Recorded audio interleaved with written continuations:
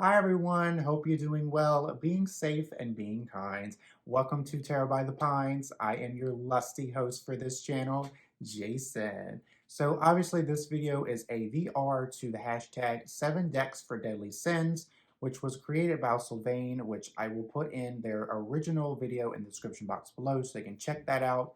But essentially this hashtag goes through the 7 sins and you place a tarot deck that best fits that prompt.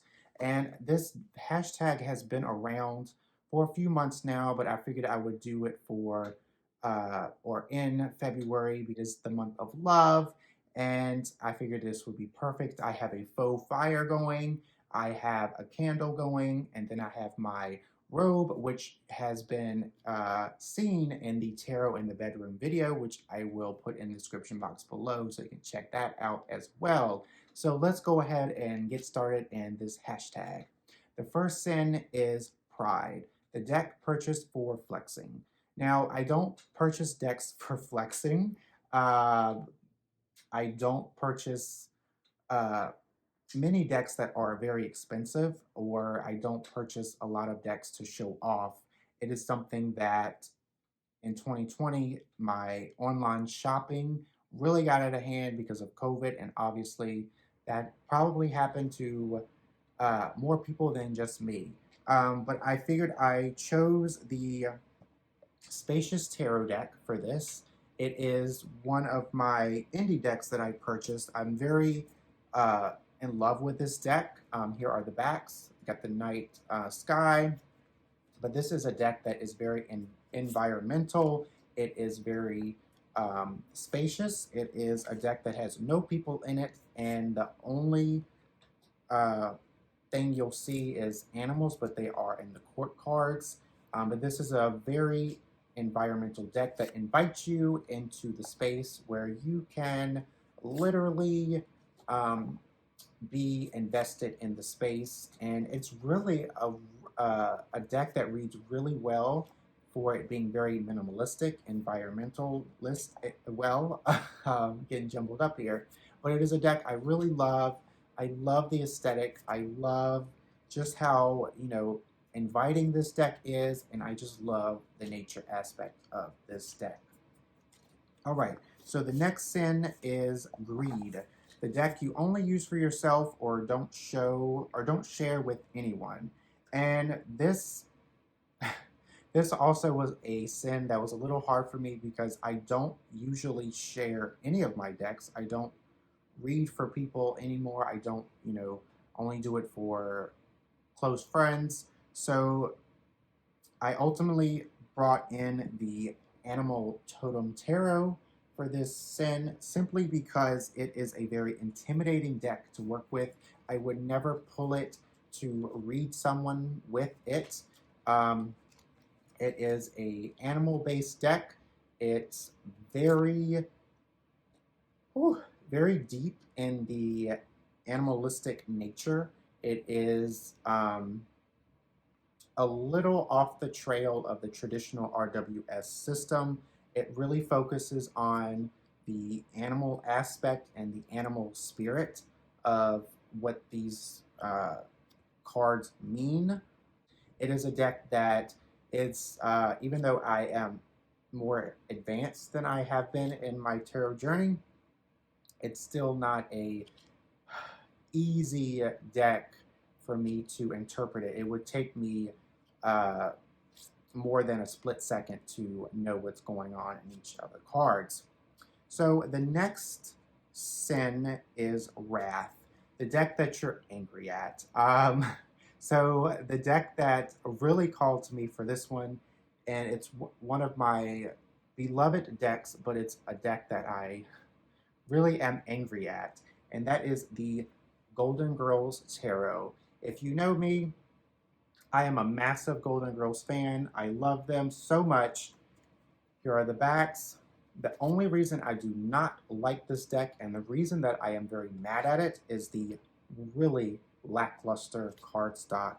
It is very cheap feeling. It's kind of papery, but kind of cardboardy. But it's with enough force, you can, or enough use of this deck, you can start to rip the deck apart. Um, it doesn't shuffle really well. I feel like it's kind of glossy, so the cards kind of stick. But the artwork is gorgeous. It's very true to the Golden Girls aesthetic. It really captures the TV show. It's just a great deck in terms of that, but in terms of a cardstock snob, this is a deck that's just really awful. I wish it had better cardstock. The next sin is envy. The deck you wanted it, the deck you want it because others had it. Now, this deck that I'm about to show you automatically came up because it's not a deck that was my aesthetic when I first saw it.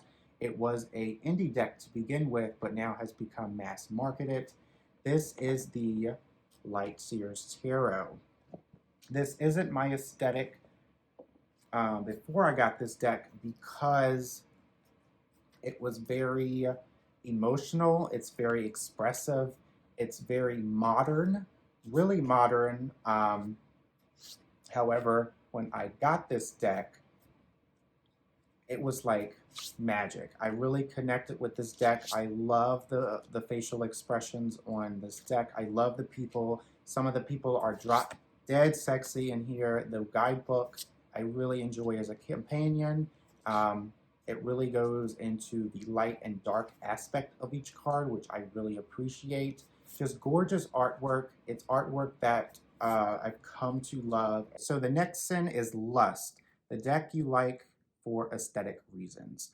Now, I like many of my decks, but I think the reason that I chose this particular deck is because I bought it because it really satisfied that um, horror, gruesome, but it's still kind of playful aesthetic that I love. I love horror movies. So the deck that I chose was the Beauty of Horror Tarot.